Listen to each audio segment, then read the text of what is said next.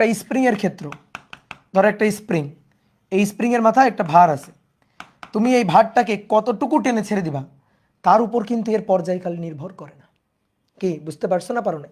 দেখো স্প্রিং এর spring constant কে, এই বস্তুর ভর এম, তাহলে পর্যায়কালের সূত্র তো T equal to 2π√m divided by k, তাই না?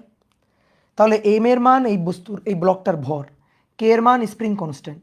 আমি ধরো 0.01 সেন্টিমিটার টেনে ছেড়ে দিলাম, আমি 0.02 সেন্টিমিটার টেনে ছেড়ে দিলাম, যেভাবেই টেনে ছেড়ে দিই না কেন দোলনকাল, পর্যায়কাল এটা কিন্তু সেম হবে, কম্পাঙ্ক এটা কিন্তু সেম হবে। কি কথা বুঝছো? ক্লিয়ার? সরল দোলকের ক্ষেত্রে পর্যায়কাল টি, 2π√, কার্যকর দৈর্ঘ্য, এই যে কার্যকর দৈর্ঘ্য হচ্ছে এল, কার্যকর দৈর্ঘ্য এল ডিভাইডেড বাই জি।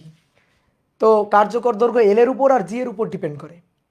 তাহলে পর্যায়কাল বা কম্পাঙ্ক, এর উল্টাটাই তো কম্পাঙ্ক।